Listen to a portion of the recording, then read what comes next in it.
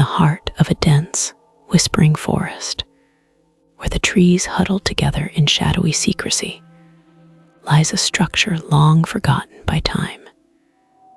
It stands, crumbling and desolate, with walls that seem to breathe with the echoes of a troubled past.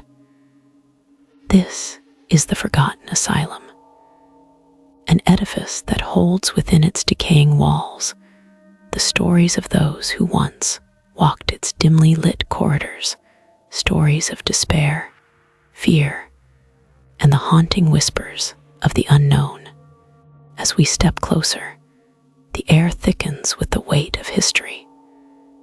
The asylum, abandoned for decades, is an eerie reminder of a time when the treatment of mental illness was shrouded in darkness and misunderstanding.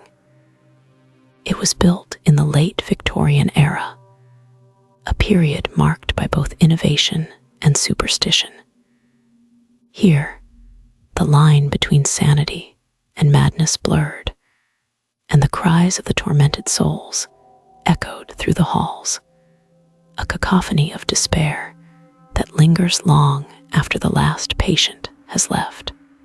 The asylum was designed to be a sanctuary, a place of healing, but it quickly devolved into a prison for the mind. Patients, many of whom were misunderstood or misdiagnosed, were subjected to treatments that would today be considered barbaric. Electroshock therapy, lobotomies, and solitary confinement became the order of the day. Each room contained the remnants of lives shattered by the very institution created to help them. Imagine, if you will, the chilling silence that envelops these abandoned rooms. They were once filled with the sounds of shuffling feet, muffled sobs, and the distant echoes of laughter, perhaps laughter of the few who found brief solace within these walls. Now, only the rustle of leaves and the creaking of wood break the ghostly silence. One room in particular, the former isolation chamber, holds a reputation among urban explorers and thrill-seekers. It is said that the shadows here flicker with movement, dancing just out of sight. Those brave enough to venture inside speak of a heavy presence, an oppressive weight that seems to settle on their shoulders, making it difficult to breathe. And yet, they return, drawn to the thrill of the unknown, the promise of a story yet to be uncovered. As we delve deeper into the asylum's history, we uncover the tale of a patient named Eleanor. She was admitted in the early 1930s, a young woman plagued by what was then called hysteria. Misunderstood and mistreated, Eleanor became a mere number, a statistic in a broken system. Her cries for help faded into the walls, absorbed by the very fabric of the asylum. It is said that Eleanor had a vivid imagination, a mind that soared while her body remained trapped.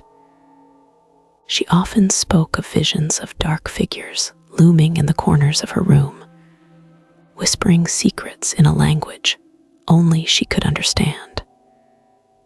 The staff, untrained and fearful, deemed her a danger to herself and others.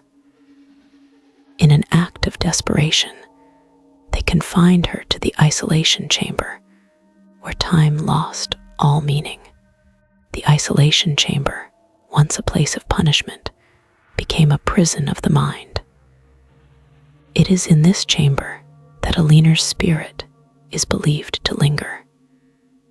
Visitors recount experiences of feeling an unshakable sadness, as if the very walls weep for the lost souls trapped within.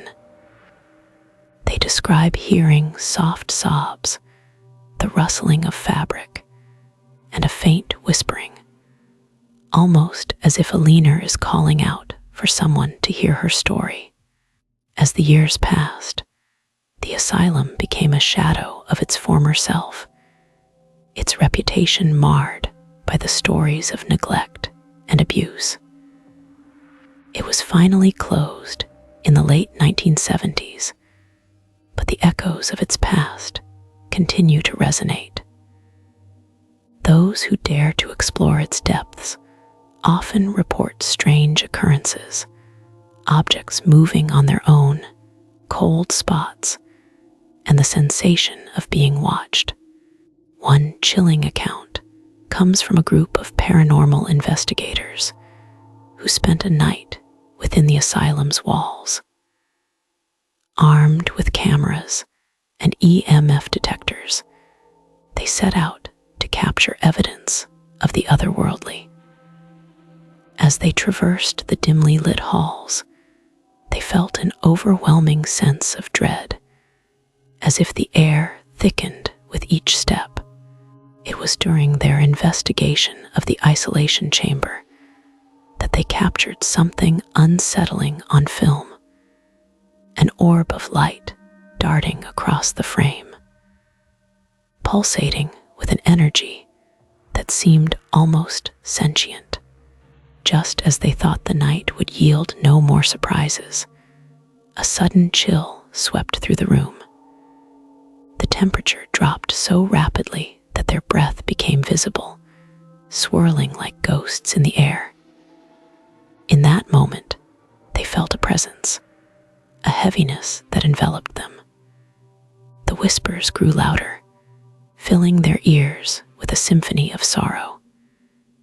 It was then that they realized Eleanor was not alone. Her pain resonated with countless others who had suffered within these walls. The stories of the asylum extend beyond Eleanor. Many believe that the spirits of the staff, too, linger behind.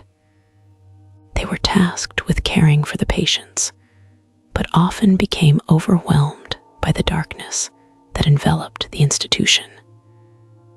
The weight of their responsibilities, coupled with the despair of those they sought to help, took a toll on their souls. It is said that the echoes of their laughter turned to cries for redemption, a haunting reminder of the lives they could not save. Among the most notorious tales is that of Dr. Samuel Hargrove, the head physician known for his radical approaches and unyielding belief in the efficacy of shock therapy. Hargrove's ambition blinded him to the humanity of his patients, treating them as experiments rather than individuals. After years of questionable practices, the asylum board finally ousted him, but not before his legacy of pain was firmly entrenched in the asylum's history.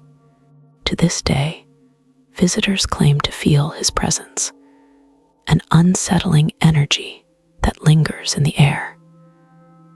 Some say they can hear the faint sound of a man's voice, issuing orders, echoing through the corridors. It is a chilling reminder of the authority that once ruled this place, a reminder that even those meant to heal can become instruments of suffering. And then there are the shadows, dark, shifting forms that flit just beyond the edge of perception. Many have reported seeing figures in the corners of their eyes, only to turn and find nothing there. These fleeting glimpses leave an imprint on the psyche, a lingering sense of dread that follows them long after they have left the asylum's confines. As night falls, the asylum transforms. The moonlight filters through broken windows, casting eerie shadows that dance on the walls. It is during these hours that the asylum comes alive, the echoes of its past growing louder.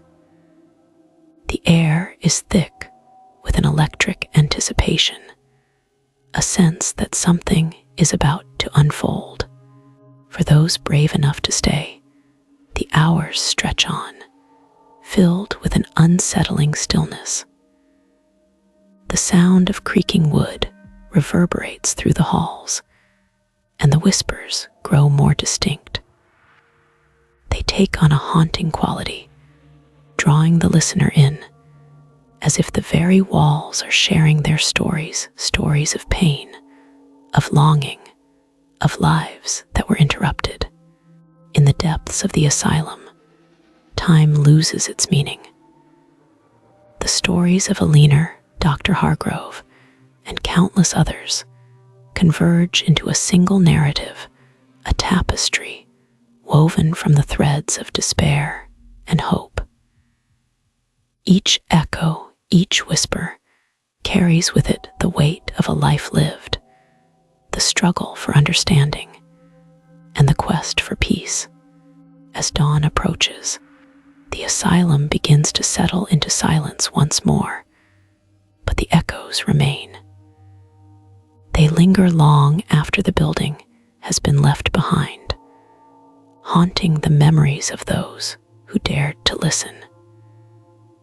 The forgotten asylum stands as a testament to the resilience of the human spirit, even in the face of darkness. In the end, what we hear are not just the echoes of the past, but the whispers of our own fears and vulnerabilities. The asylum, in its desolation, serves as a mirror, reflecting the struggles we all face in our pursuit of understanding and solace. As we leave this place, we carry with us the stories of those who have come before, their echoes entwined with our own. The forgotten asylum, with its crumbling walls and haunting past, stands as a reminder that the echoes of history are never truly silent. They resonate within us, urging us to remember, to learn, and to listen to the whispers of those who once sought refuge within its walls. In the end, it is not just a story of an asylum, but a reflection of humanity's eternal struggle against the shadows that linger in the depths of our minds.